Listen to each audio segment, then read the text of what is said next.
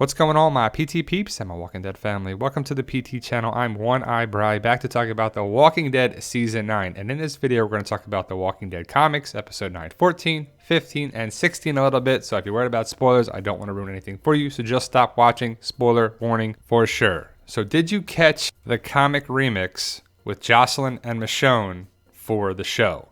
Now, we didn't have the comic connection with her daughter, Michonne's daughter that is, but Jocelyn comes to Alexandria by chance, and she comes across Michonne. In the comics, Michonne goes to the Commonwealth and finds her daughter. And I don't know what the future holds for Michonne because season 10 may be her last season. Most likely it is. She'll probably be in the movies, hopefully to reunite with Rick. But are we going to see the Commonwealth connection with Michonne and her daughter? I don't think so. I think this was it. If you know the comics, you know that Michonne goes to the Commonwealth and magically just finds her daughter.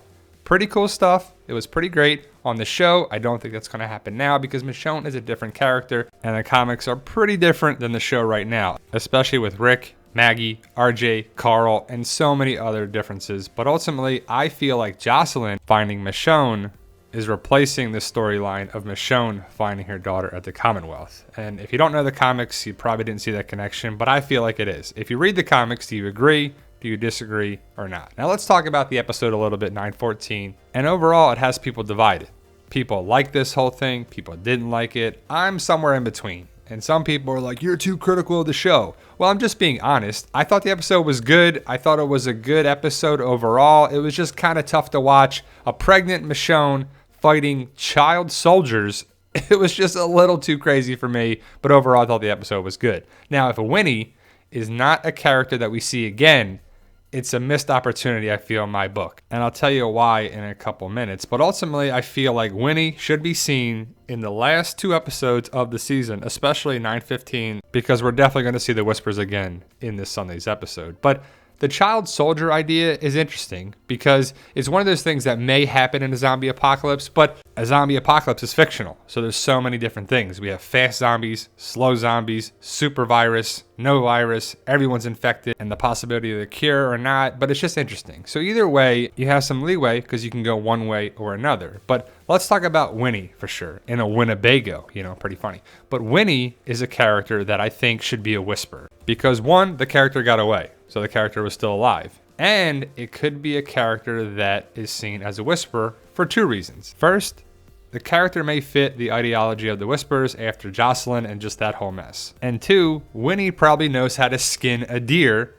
Maybe that's how they perfect the process of skinning a person to make the skins for the Whisperer masks. And I feel that there has to be a clear connecting point of skinning a deer, Winnie being in this group, and also skinning a person for the Whispers. It just makes sense, right? So why not have Winnie be a member of the Whispers that we'll see in either 9/15 or 9/16? Michonne and Daryl were here with Winnie. They kind of know the character a little bit. And why not have Winnie be this person right here or someone around here? And Winnie recognizes Michonne and Daryl in the group surrounding them, and maybe Winnie comes up and saves the group or does something big, or has a conflict of interest because Michonne let Winnie go, and Winnie remembers that. And this picture right here is from the trailer for 9/15, so we'll most likely see the Whisper in episode 9/15. And I talked about this before in another video, but did you see the painting of the flowers above Michonne in episode 9/14?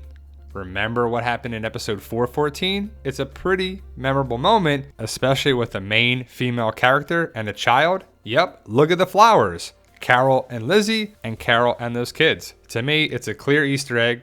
The painting is representing episode 4/14, and I talked about it in another video. A lot of big things happened in the past in the 14th episode of prior seasons. Did you catch the connection here? I talk about it in another video that it was Halloween because of the pumpkins. And some people are like, oh, it might have just been fall. Well, obviously it was fall because of the pumpkins, but also you see the ghost hanging on the tree, and Judith was dressed up as a cat. She has her face painted and she has some ears on top of her head. And also, you may have missed the connection with The Walking Dead premiere.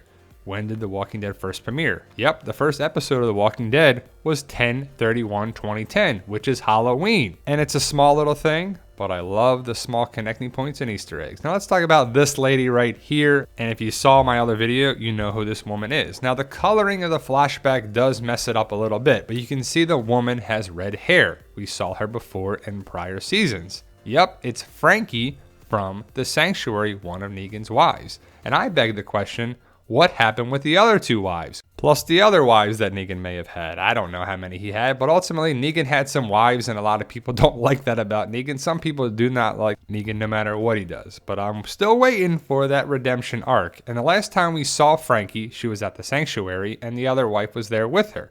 Now, we saw Frankie in the flashback in episode 914. What happened with the other wife? I don't know her name. I'm blanking on it. Please let me know. Post your comments below what her name is. The woman next to Frankie with the brunette hair. I can't remember it. But ultimately, what happened with her? We want to know, right? Well, it's not the biggest deal. We know what happened with Laura. She came to Alexandria. So did Frankie. So is that other Negan wife there at Alexandria. Or maybe she's at Oceanside. That could happen, right? We know Laura, DJ, Jimmy, and maybe a couple other saviors are at Alexandria, maybe the Hilltop and the Kingdom as well. But let's talk about Frankie and Scott for a second here, and these other 2 people.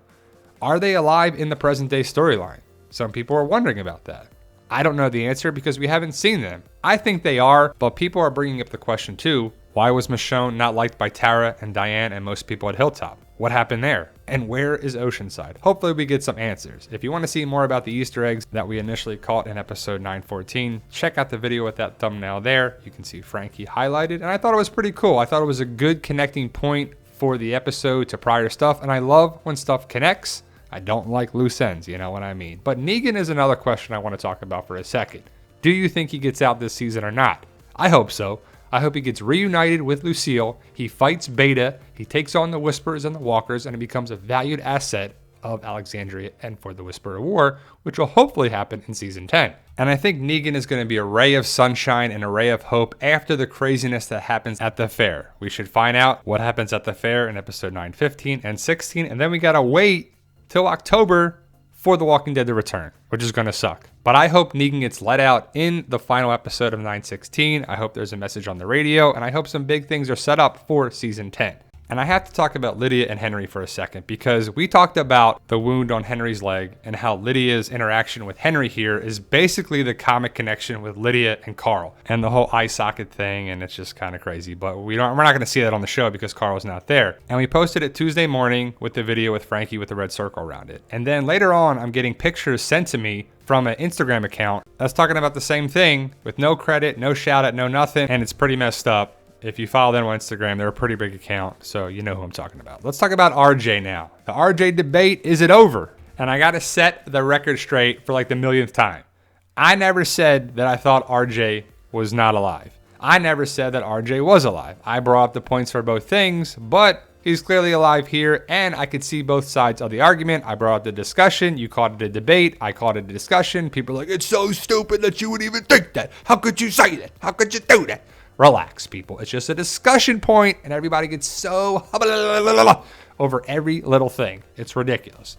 But RJ seems to be real, but I could see both sides of it, because RJ was not really seen interacting with any other characters until episode 914 with Judith and Gracie, because it started in a weird way. Like Magna looking in the window, she didn't say anything at all. It was like the dialogue was pretty lacking. It was like, okay, she sees the kid. Maybe she sees it. Maybe she doesn't. There was the question that maybe RJ's not really there. And again, we never saw RJ interacting with anybody but Michonne. So people were like, oh, maybe RJ is a figment of her imagination. But then Carol asked about RJ, and people were like, oh, see, Carol did it. Carol asked. But then we saw RJ in bed again with no other characters, only Michonne looking in and closing the door. So I could see that side as well. And to me, it was just a fun question. Is RJ real or not? And we saw Daryl comment about RJ. So there was the picture. Magnus saw RJ potentially. Carol asked about RJ. Daryl commented about RJ. But the main proof is right here with RJ on the bike, Gracie and Judith, and Aaron was in the same shot kind of thing. So you're like, okay, RJ's got to be real, right? And again, to me, it was just a fun discussion. But when Michonne got sliced in the stomach, you're like, oh my goodness, she could have lost the baby. But then that was a flashback. But then we saw RJ in the present timeline. So then she had the baby, so everything was okay. But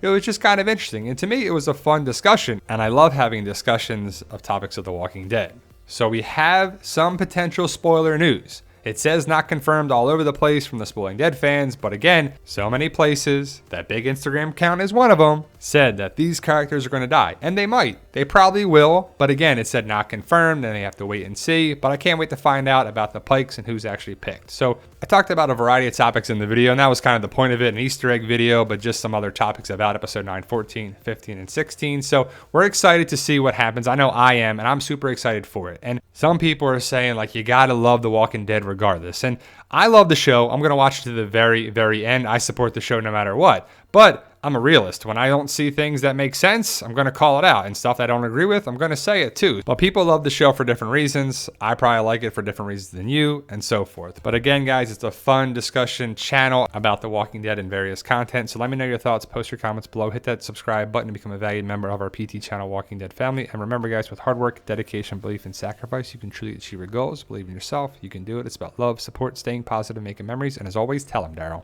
Yo, we love you guys. Honestly, thank you.